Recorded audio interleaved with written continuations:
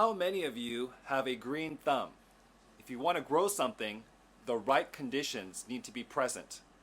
This is similar with growing civic learning and engagement in your classroom. So how do you get started? You may not realize this, but you've already made more progress than you realize.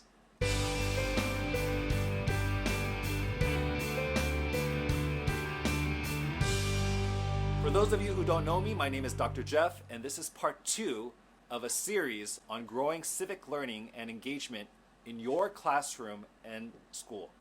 So how do you get started? I think a good place to begin is with what you're doing already and making a connection between what you are doing with fostering a nurturing environment for civic learning and engagement. Let me give you an example. At the time of this video, school will be starting in a little bit, and I think all of you have planned activities to get to know your students, build community in your classroom and school. In fact, on the EdFamily channel, we've talked about knowing our students by name, need, assets, and stories, and I've created episodes on how to invite your students to tell their stories, and I've created another episode on inviting your students to participate with you in creating the kind of classroom that everyone would want to learn in. These links will be in the description. These kinds of activities that you're creating where you're getting to know your students, community building, and setting norms are building that positive soil to allow civic learning to blossom. Let me give you another example of how to connect what you are doing to civic learning. So what subject do you teach? Is it English? Math? Science? Maybe history? Civic learning can happen in every subject. So whatever subject you teach, you are probably using the 5 C's to help your students learn. Communication, collaboration, creativity, critical thinking, compassion.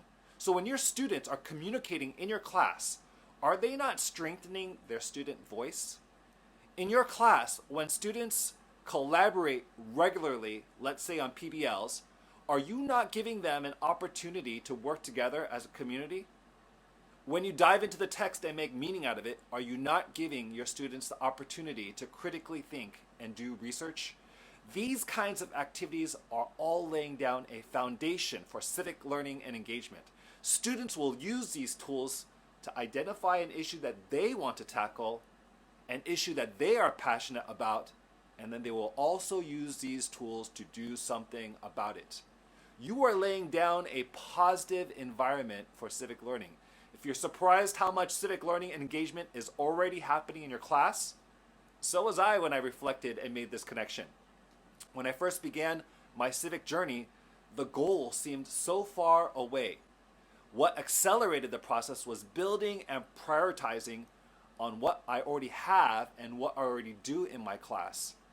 So I encourage you right now to take a moment to catalog some of the things that you do in your class and then doing the mind work of how it connects to building that positive soil for civic learning and engagement. Let's take a moment to make that connection right now.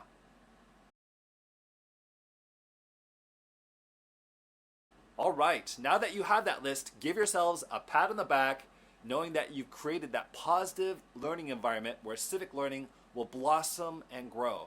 And as you thought about it, I bet you were a little closer to being the kind of teacher that helps students identify what they are passionate about and then gives them the tools to do something about it.